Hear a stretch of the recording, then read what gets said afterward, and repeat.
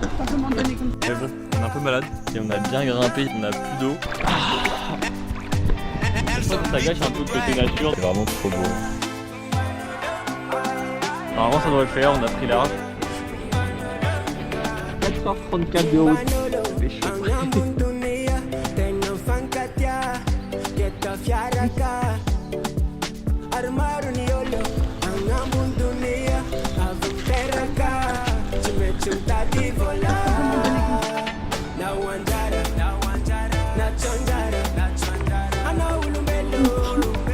L'aventurier Léo en action. Aujourd'hui on va se balader. Alors ce matin on fait le tour de la presqu'île qui est juste à côté de l'hôtel. On va voir si c'est sympa, mais on nous dit que c'était beau. Donc petit tour de la presqu'île. Et cet après-midi on va essayer d'aller à l'autre bout de l'île. Donc il y a 45 minutes de marche et apparemment il y a une plage qui est magnifique, qui vaut le coup d'aller voir. Donc bon bah voilà, on a notre programme pour la journée. Et peut-être qu'on va profiter encore un peu de la plage et des tortues. On va voir. Moi je suis un peu coquillage.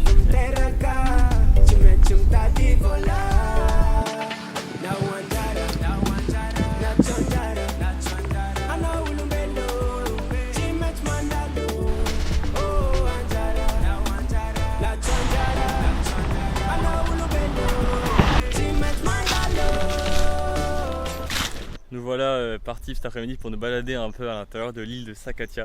Donc on part demain matin, donc on aimerait bien profiter un peu de l'intérieur de l'île parce que pour l'instant on n'a vu que la côte d'un côté. Donc là on est parti se balader un peu pour visiter, c'est sympa hein. Mais bon, on est un peu malade, enfin surtout moi, j'espère que c'est pas le retour de la fièvre typhoïde. On va voir. Bon pour l'instant ça va, mais je sens que ça se dégrade, donc l'avenir nous le dira.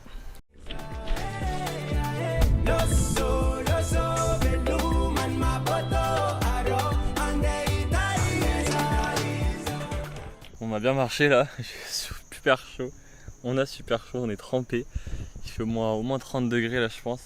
Et on a bien grimpé, il y avait pas mal de dénivelé. Et là on a plus d'eau, bon, presque plus. Le soleil se couche dans une bonne heure. Donc je pense qu'on va faire demi-tour parce que les chemins sont pas du tout indiqués. On a peur de se perdre. Donc on va essayer de rentrer sain et sauf à l'hôtel avant le coucher de la nuit et pouvoir acheter des bouteilles d'eau pour pouvoir boire parce que on va vite se déshydrater là. Quoi de mieux après une petite balade, on a eu bien chaud, que de se baigner face à l'hôtel dans cette plage paradisiaque, c'est magnifique.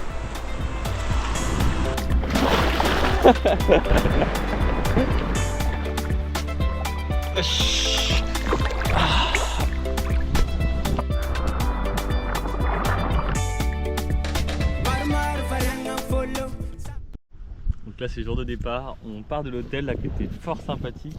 On va reprendre le petit bateau qu'on a pris à l'aller. Donc là il est 10h, c'est l'heure de rendez-vous qu'on s'était fixé. Et donc là on remonte un peu plus dans le nord de l'île pour notre dernier arrêt. Donc on passe 2 jours dans un hôtel là-haut avant de repartir. Donc on va essayer de faire un peu de randonnée, etc. Donc ça devrait être sympa. Et l'hôtel a de très bons avis, elle est vraiment cool, donc on va voir.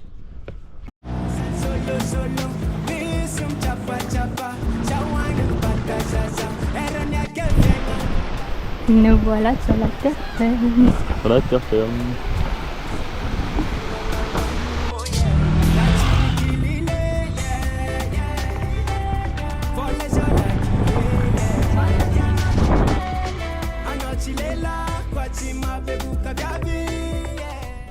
Ce soir, on dort dans une trompe. Voilà notre petit après-midi. C'est un peu dommage ici parce que toutes les plages sont privatisées, tout est privatisé.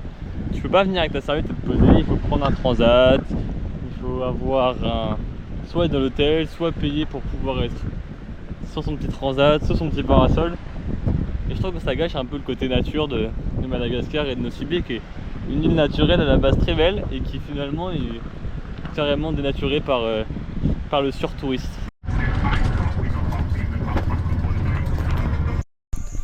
C'est pas la belle vie là, on est dans notre nouvel hôtel et là on est au coucher du soleil, on se partage une petite bière autour d'un petit jeu de société à deux, un petit jeu de cartes et le soleil se couche et c'est vraiment trop beau là, on est en plein kiff.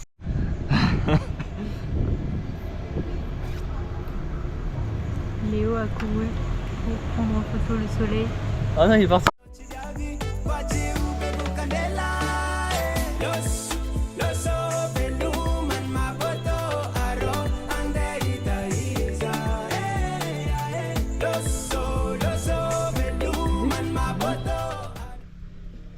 Du pendrier.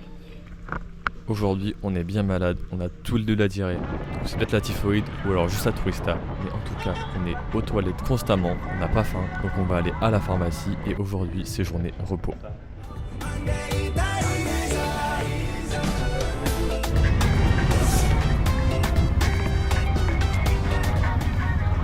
On va se baigner. On sait pas pourquoi, mais Léo a mis ses boules de pièces. Peut-être qu'il a plus envie de m'entendre. Je crois que c'est ça. C'est l'heure de la baignade. Tu voulais me filmer en flagrant délit de flemmardise, c'est ça? Oui. C'était tout rose. Oh là là, c'est du vrai coach. Il est énorme! Une main. Une main de Meline. Bernard Lamie. Aujourd'hui, on est toujours malade, mais on veut faire des choses. Alors, on décide d'aller se balader au Mont Passo. C'est un mont magnifique avec une vue splendide sur tout Nocibé. On peut notamment y voir des alligators. On va donc s'approcher de l'eau pour essayer d'en apercevoir. Ici, c'est lac, ainsi le plus petit.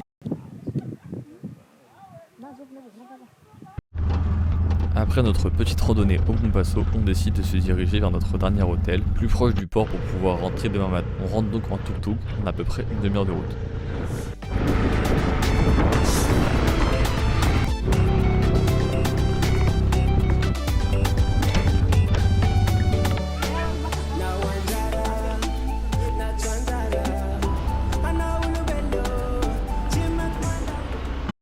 On a fait un petit stop de gâteau. De la vache qui rit. En fin d'après-midi, on s'autorise une dernière petite balade à Elville, la grande ville de Nocibé qu'on n'a pas encore visitée. Car demain matin, on quitte l'île.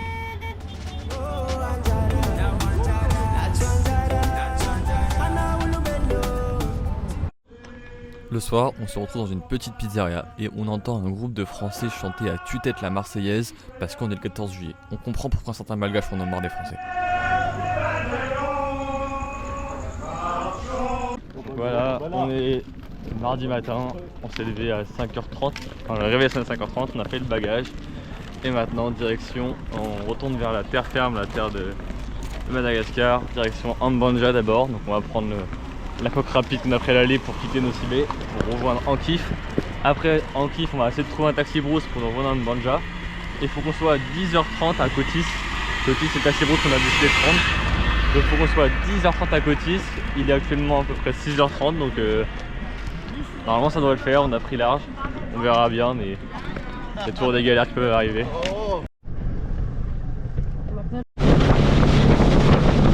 Bien arrivé à Ambanja. Maintenant on a plus de 2 heures d'avance pour le taxi rose, donc on prend notre temps. Et là on part pour plus de 12 ans de taxi brousse et on ne le sait pas encore, mais ça va être le pire trajet de toute notre vie. Le mec roule comme un taré, nous on est à l'arrière et on fait des bonds sur nos sièges, on peut pas fermer l'œil, on doit rester éveillé et se tenir pour ne pas tomber. C'était super long et super fatigant.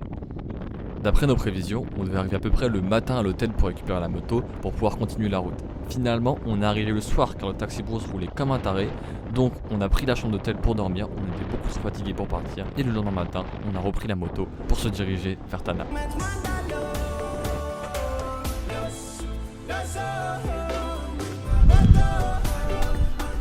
Plus que 4h34 de route et 227 km. C'est parti.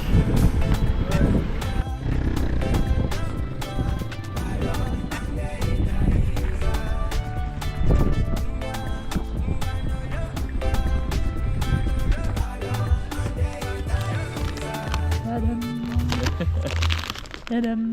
Ça c'est du repas malgache. On vient de faire le plein. On a mis 9,4 litres dans la moto.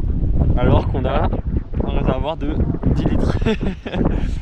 parce que à la station essence précédente, il n'y avait plus d'essence et ça faisait déjà 220 km qu'on roulait parce qu'entre les deux villes, entre Maimatanana et Ankazobe, il n'y a pas de station. La première station, il n'y avait plus d'essence. On était vraiment. Enfin, il y avait plus d'essence.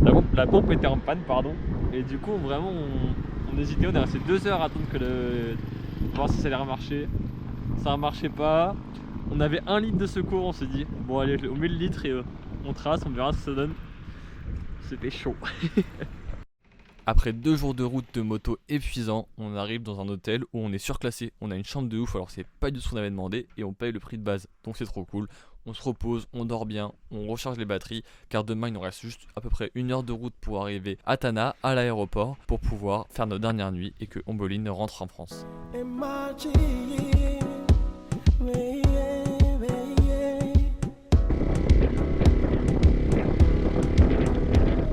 Voilà, ça sent quand même la fin du voyage. Là, on est rentré dans le même hôtel que quand Omboline est arrivée. C'est la fin.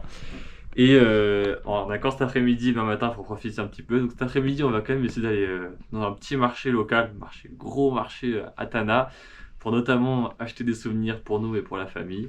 Et ça va nous permettre de visiter un peu Tana parce que j'ai pas du tout visité, Omboline non plus. Donc on va pouvoir visiter un peu Tana.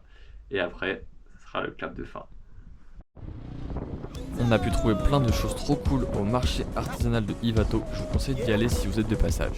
En tout cas, j'espère que cette vidéo vous a plu. C'est la fin de notre road trip à Madagascar. Si cette série vous a plu, n'hésitez pas à vous abonner. Environ 5% des gens qui regardent mes vidéos sont abonnés seulement. Alors abonnez-vous, ça fait super plaisir. Et mettez un petit like, ça fait aussi super plaisir. En tout cas, on se retrouve très bientôt pour de nouvelles aventures.